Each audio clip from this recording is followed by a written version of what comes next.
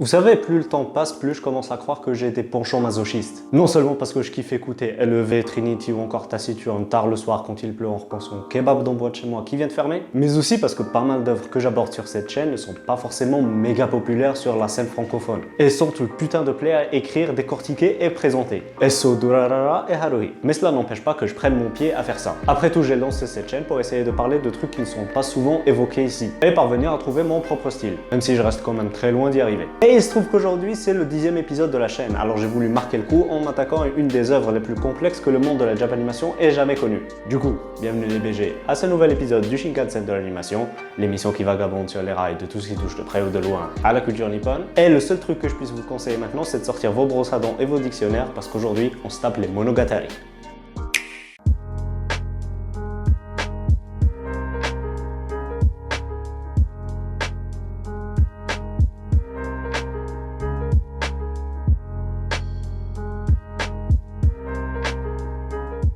Alors, The Monogatari Series, qui signifie littéralement parlant la série des histoires, est une série de light novel écrite par Nishio Ishin et illustrée par Vofan, publiée dans le Mephisto Pandora puis dans le Besato Shonen Magazine de chez Kodansha depuis novembre 2006 pour un total de 23 volumes édités à l'heure où je vous parle. La série est un carton planétaire et surtout au Japon où elle va vite devenir l'une des œuvres les plus populaires à son époque et de fait s'immiscer dans la pop culture de manière spectaculaire. L'œuvre a eu droit à une adaptation manga depuis 2018, prépubliée dans le Weekly Shonen Magazine, toujours de chez Kodansha, et pour un total de 10 volumes édités, toujours à l'heure où je vous parle. D'ailleurs, je me suis procuré le premier tome exprès pour cette vidéo. Je vous l'avais dit qu'on était une chaîne de professionnels. Non, SO à mon pote Annie Senpai et à son énorme calvitie pour me l'avoir prêté. Wallah, tu le reverras plus jamais. L'œuvre a bien évidemment eu droit à une adaptation animée produite par le studio Shaft et c'est elle dont on va principalement parler aujourd'hui. Mais je te passe tous les détails concernant les nombreuses figurines, Dakimakura et autres jeux PSP qui font des ravages au pays du soleil levant. Bref, et là tu t'attends très certainement à ce que je te donne le pitch de base de Monogatari. Eh bien ça risque d'être un petit peu compliqué vu que l'auteur lui-même il dit ne pas savoir comment résumer son histoire si on lui demandait de quoi ça parlait. Mais bon, je vais quand même tenter le coup. Alors le récit se déroule dans la ville de Naoetsu, un petit coin pas trop reculé du Japon où on va y rencontrer Koyomi Araragi. Un lycéen pas si banal que ça vu qu'il a le don de s'attirer des merdes avec toutes sortes de créatures bizarres, de phénomènes surnaturels issus du folklore japonais qui rôdent autour de lui. On apprendra dès le début de l'histoire qu'il est plus ou moins immortel et qu'il possède la faculté de se régénérer indéfiniment suite à son altercation avec un vampire milf blonde au gros nibar, qui est communément appelé Kissshot Acerola Orion Hearth Underblade. Je déconne absolument pas, elle s'appelle comme ça. Et du coup, on va suivre le quotidien d'Araragi qui sera composé de rencontres prédestinées avec d'autres personnages très différents les uns des autres qu'on apprendra à connaître au fur et à mesure de l'histoire, d'occultisme, mais aussi de mystères pesants qui règnent sur toute la ville de Naoetsu. En gros, c'est ça Monogatari. Même si c'est beaucoup, mais alors beaucoup plus complexe que ça. La vérité est qu'aujourd'hui, si j'ai voulu te parler de Monogatari, c'est parce que justement c'est une œuvre trop difficile à résumer en quelques lignes tant il y a une multitude de choses à dire.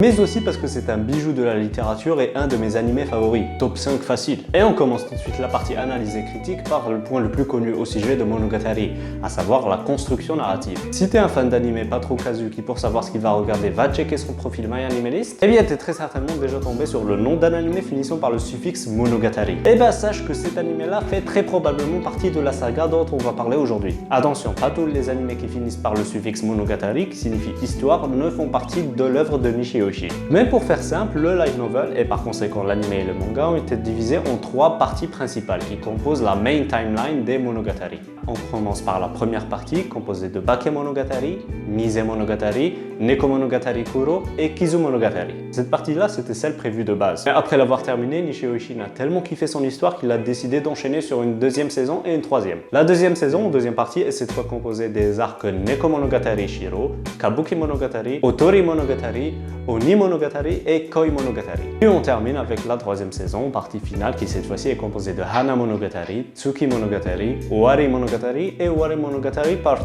2. Le reste des arcs fait plus ou moins partie des off-season ou des timelines secondaires de l'histoire principale, genre les Koyomi Monogatari ou autres Zuko Owari, etc., etc. Si tu ne les regardes pas, tu ne rates pas grand-chose. Et là, si je t'ai pas perdu, tu vas très certainement me demander pourquoi ils classent pas le tout en utilisant des chiffres comme tout le monde. Et bien déjà pour créer cet effet d'ambiguïté et de mystère autour de l'œuvre, à rendre un tant soit peu spécial, créer de l'engouement et se faire de l'autopub. Par exemple, l'une des questions les plus recherchées sur Google, c'est la fameuse How to Watch the Monogatari Series. Mais en réalité, il y a une raison beaucoup plus concrète qui les a poussés à ne pas numéroter les arcs, contrairement à certaines productions d'Ufotable et Type Moon dont je ne dirai pas le nom. C'est qu'en réalité, regarder la série dans l'ordre chronologique des événements occurrents dans l'histoire n'est pas forcément propice à la compréhension du récit. Genre, vaut mieux regarder les épisodes suivants suivant l'ordre de diffusion que l'ordre chronologique. Genre par exemple Kizumono, c'est le début chronologique de l'histoire, mais vaut mieux le regarder après Bakemono et Nisemono. Idem pour Hanamono, qui est littéralement la fin chronologique de l'histoire, mais vaut mieux la regarder à la fin de la saison 2, etc., etc. Toujours pour rester dans la construction narrative, on va à présent parler des arcs, qui généralement, et en particulier dans la première saison, souffrent d'une certaine répétition. C'est Araragi qui rencontre une meuf, découvre son lien avec une entité spirituelle, il tente de régler les soucis, etc., etc. Mais ce qui est intéressant dans Monogatari, c'est que tu ne remarqueras pas forcément cette répétition tant elle est bien amenée. Un outil qui est très intéressant et utilisé ici, c'est la variation dans les interrogations. Genre au début de chaque épisode de chaque arc, Araragi va poser une question, on suivra un débat avec tous les personnages concernés par cet arc, variant les métaphores et les comparaisons, et on aboutira à la fin des 4 ou 5 épisodes à une réponse qui coïncidera parfaitement avec le climax de l'arc, qui, il faut l'avouer, sont tous très efficaces. Ça donne l'envie de voir plus sans tomber dans le cliffhanger.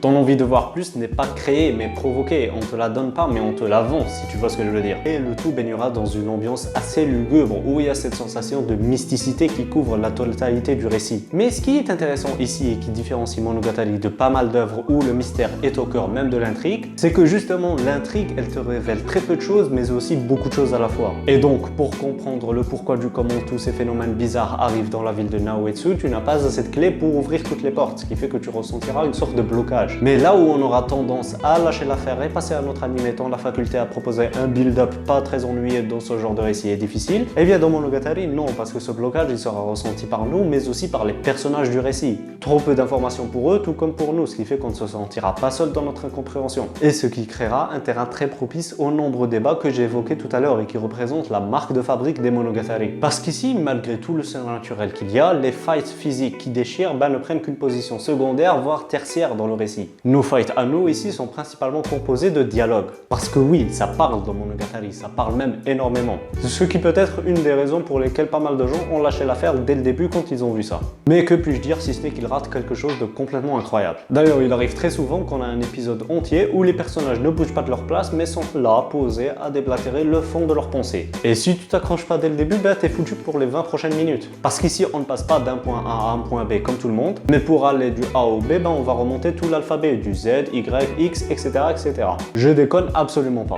Ce qui fait que très souvent, on oublie de quoi on parlait à la base. C'est des dialogues très lourds, très conséquents, qui ne s'arrêtent jamais. Et t'ajoutes à ça que l'écriture de Nishi Oshin est très difficile à cerner. Beaucoup de références, des jeux de mots qui sont enchaînés à une vitesse qui est même difficile pour les japonais à comprendre. Genre Bakemonogatari, c'est un jeu de mots entre Bakemono et Monogatari. Nisemonogatari, c'est entre Nisemono et Monogatari, etc., etc. Les caractères des kanji qui, juste en se décalant un peu, signifient complètement autre chose. Et le tout condensé en plus d'une centaine d'épisodes, crois-moi qu'il fallait vraiment s'accrocher. Genre moi j'ai pour habitude de regarder chaque soir une dizaine d'épisodes d'un animé quelconque. Eh bien crois-moi que quand je regardais les Monogatari, je pouvais pas aller au-delà de 4 ou 5 épisodes tant ça demandait beaucoup d'attention et j'étais claqué à la fin. D'ailleurs c'est peut-être pour ça qu'ils ont fait que chaque arc ne dépasse pas les 4-5 épisodes. Parce que c'est réellement un condensé d'informations quand on voit à la gueule. Mais c'est fait avec un tel génie que je ne peux que saluer et c'est réellement une prouesse technique d'arriver à faire ça. Mais cependant, faut que tu saches que l'histoire va prendre un gros tournant à partir de la second season, où on se focalisera beaucoup plus sur les personnages de l'histoire que sur le mystère régnant. Attention, il y a eu un sérieux développement de personnages dans la première partie. Mais ce que je veux dire par là, c'est qu'on va à présent beaucoup plus les étoffer et les placer au cœur même de l'intrigue. Genre c'est comme si on ne se focalisait plus sur le mystère en lui-même, mais sur ses conséquences et répercussions sur les différents protagonistes de notre histoire. En réalité, les personnages de Monogatari sont un petit peu spéciaux, et ils représentent l'un des points forts, si ce n'est le point fort de la série. Car ils sont tous extrêmement simples à citer, mais extrêmement complexes à décrire et présenter. Genre si tu te souviens bien, dans ma vidéo sur Haruhi Suzumiya, j'avais expliqué à quel point cette œuvre-là avait révolutionné le monde de la Japanimation en créant les stéréotypes des personnages. Stéréotypes et codes qui allaient être utilisés dans toutes les œuvres qui ont suivi, sans aucune exception. Eh bien Monogatari va incarner ces stéréotypes, mais de manière justifiée si je puis dire. Je t'explique ça. Senju Gahara nous est présenté au début de l'histoire comme étant une sorte de tsundere, même si c'est un petit peu plus compliqué que ça. Eh bien, contrairement à vos tsundere favorites, Senju Gahara n'en est pas une pour en être une, mais parce qu'il y a des raisons à cela, suite à son passif et son vécu. Et l'œuvre va bien évidemment prendre le soin de nous expliquer tout ça au travers les arcs qui lui sont dédiés. Hanekawa est la bonasse gentille et attentionnée qui sait tout ce qui se passe autour d'elle. Mais elle n'est pas gentille et attentionnée juste pour être gentille et attentionnée, mais parce que, comme je l'ai dit, il y a des raisons à cela. Des expériences passées, des trucs à cacher ou une sorte d'hypocrisie d'hypocrisie envers elle-même. Et bien évidemment, Monogatari va prendre le soin de nous expliquer tout ça au travers les arcs dédiés à Hanekawa, les deux Nekomonogatari, Kuro et Shiro. Et on peut dire la même chose avec Shinobu au travers des expériences qu'elle a vécues, idem pour Kanbaru, mais aussi et surtout pour notre personnage principal Araragi. Cependant, je vais pas trop m'attarder sur les détails aujourd'hui parce que je n'ai absolument aucune envie de spoiler. Pour être franc avec vous, le traitement des personnages dans Monogatari est tellement complet que chaque personnage pourrait être protagoniste de sa propre histoire. Et c'est réellement ce qui s'est passé dans Monogatari. Chaque personnage va être, durant l'arc qui lui est dédié, être protagoniste de l'histoire, Araragi n'étant là que pour nous faire accéder à l'univers du personnage en question. Genre, pour te donner une idée approximative des choses, je te dirais que grossièrement parlant, Monogatari est une sorte de mixte entre Oregairu et Bunny Girl Senpai. Attention, chacune de ces œuvres est excellente et elles sont très différentes les unes des autres, avec un univers propre à elles-mêmes et une histoire propre à elle-même. Mais si je devais catégoriser, je te dirais que Monogatari prend l'aspect développement de personnages sérieux, écriture lourde et dialogue conséquent présent dans Oregairu, mélangé à tout l'aspect surnaturel et problèmes de vie qui est traité dans Bunny Girl Senpai. Et le meilleur exemple de ce que je suis en train de te dire là, c'est les meufs principales des trois œuvres en question, à savoir Senjogahara pour Monogatari, Yukino pour Oregairu et Mai pour Bunny Girl Senpai. Ces trois meufs se ressemblent énormément, déjà sur le plan physique, mais aussi et surtout sur l'attitude. Elles partagent de nombreux points communs, à savoir la froideur quand elles nous sont présentées au début de l'histoire, les expériences communes qui sont très similaires et aussi la réticence envers le personnage principal. Et je te vois venir là, le fan hardcore de Monogatari, à me dire que Bunny Girl Senpai et Oregairu ont juste plagié Senjogahara. Eh bien sache que tu te trompes, parce que hormis le point de départ, ces trois meufs vont prendre des directions narratives très différentes les unes des autres. Surtout pour Yukino, qui est un cas un petit peu spécial, mais on parlera d'elle dans l'épisode qui sera dédié à Oregairu. Spoiler, c'est le prochain épisode. Et si tu cherches des œuvres qui ont réellement plagié le personnage de Senjogahara, bah là je te fais une liste non exhaustive de toutes les meufs qui ne se contentent que de la copier. Un autre point que je trouve important d'aborder concernant les personnages de Monogatari, c'est que Nishioshi n'hésite pas à les individualiser, à étoffer leur personnalité en les personnifiant justement. Et pour ça, il aura recours à une multitude de tics et de gimmicks que nos personnages vont utiliser tout le long de l'œuvre, et qu'on a franchement du mal à imaginer sans. Après tout, que serait Hachikuji si elle n'écorchait pas le nom d'Araragi à chaque fois qu'elle le croise? Que serait Oshino sans son fameux? Que serait Hanekawa sans sa phrase d'accroche? Que serait Senjogahara si elle ne prouvait pas à chaque fois sa supériorité vis-à-vis d'Araragi?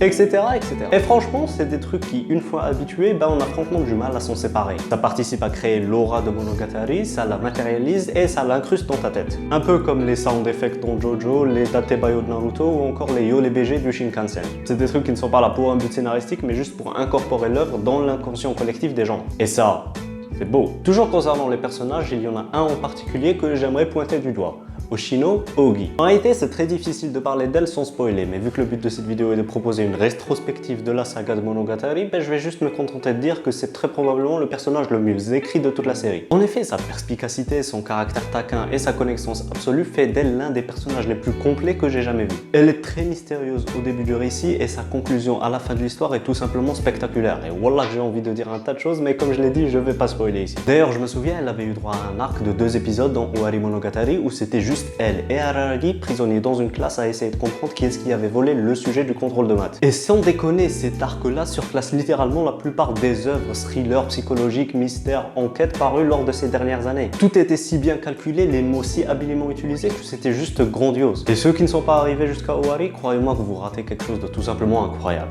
Un autre point important à aborder concernant Monogatari, c'est tout l'aspect harem. Parce que oui, Monogatari est un harem, mais pas un harem à proprement parler. Je t'explique. Dans Nisekoi, dont on a parlé dans une précédente vidéo, High School DxD, Lovina, Gotobu no Hanayome, ou encore Domestic Girlfriend, j'en aurais jamais fini avec toi, putain. Eh bien, on va suivre un récit classique avec des codes vus et revus. Mais dans Monogatari, on va très clairement casser ces codes. Le truc le plus marquant concernant cet aspect-là, c'est que Araragi va se trouver une meuf au bout de 5 épisodes. Ce qui est littéralement un outrage dans le monde des harems, qu'est que le personnage principal se trouve une meuf alors qu'on n'est même pas à 30 tomes de l'histoire.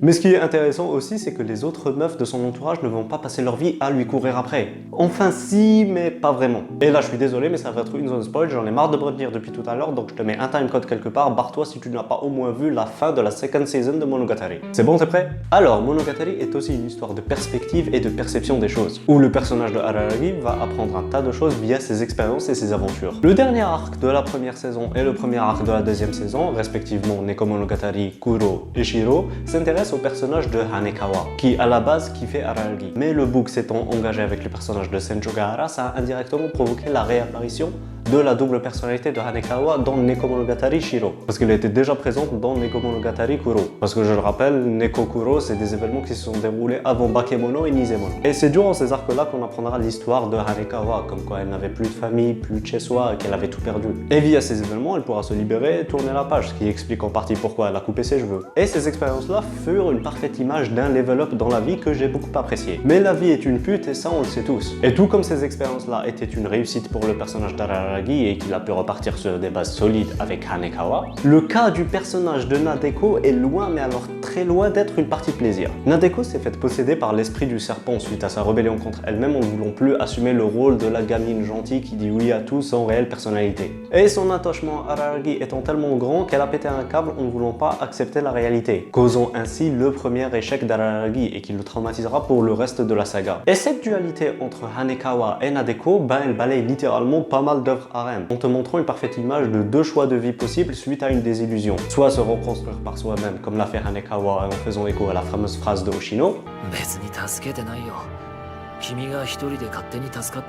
soit en se détruisant complètement comme l'a fait Nadeko. Et franchement, que dire de plus si ce n'est que c'était du génie. Bien sûr, je pourrais aussi te parler de tout le personnage de Shinobu, aka Kissshot, et toute sa relation avec Araragi qui se met putain de bien là. Mais on n'en finira certainement jamais, alors je préfère m'arrêter ici. Bref, fin de la zone spoil.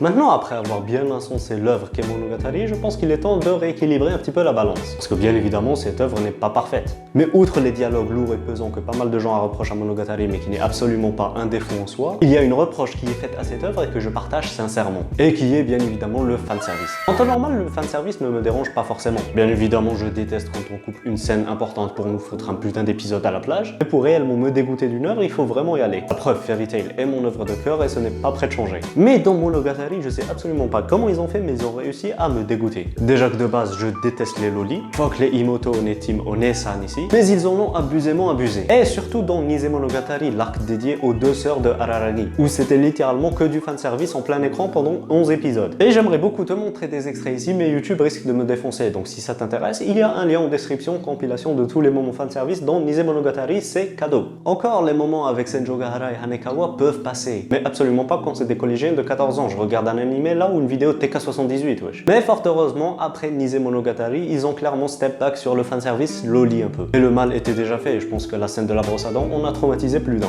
Mais ce qui me fait rire, c'est tous les gens sur Twitter et sur les forums sombres en train d'essayer de justifier le fanservice loli dans Monogatari. Il y en a certains qui disent que c'est une allégorie de la société et que ça représente une liberté salie ou je ne sais quoi. Alors que ça veut juste dire que Nishiyoshin, il kiffe les lolis, rien de plus, il n'y a pas besoin de faire une thèse de doctorat sur ce genre de sujet. Et là, je pense que j'ai fait le tour de tout le fond de Monogatari, même s'il reste quand même pas mal de choses à dire là-dessus. Je vais pouvoir à présent passer à la forme de l'anime. Alors, concernant l'animation de Monogatari, eh bien c'est du Shaft tout craché mais en mode Super Saiyajin. Des explosions de couleurs vives qui partent dans tous les sens et limite sortent de l'écran, des variations de plomb, de lumière, d'angle sans arrêt, ce qui crée énormément de dynamisme dans un anime composé principalement de scènes statiques, des espaces infinis qui se prolongent indéfiniment, une sensation de grandeur qui t'aspire dans l'univers, un peu comme si c'était des sables mouvants. T'as toujours cette impression d'être entouré par énormément de choses alors qu'en réalité c'est vide autour de toi et c'est franchement remarquable. D'ailleurs, je sais pas si tu l'as remarqué, mais à part les protagonistes de notre histoire, il n'y a pas de personnage de fond pour combler. On utilise généralement des sortes de pancartes en forme humaine et c'est franchement original.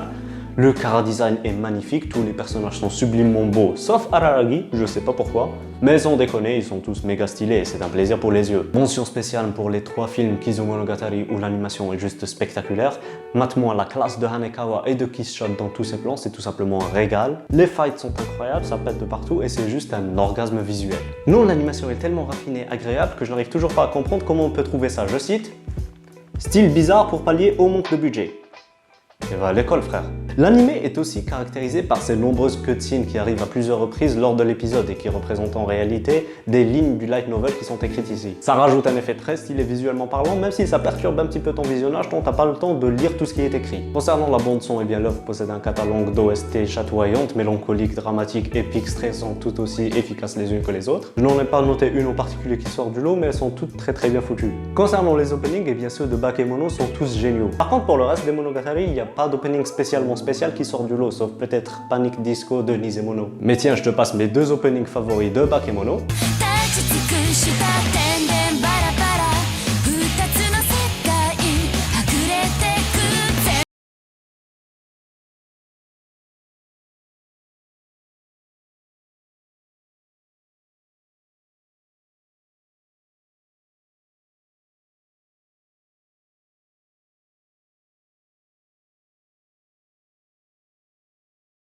Entendu cet opening là au moins une fois dans sa vie.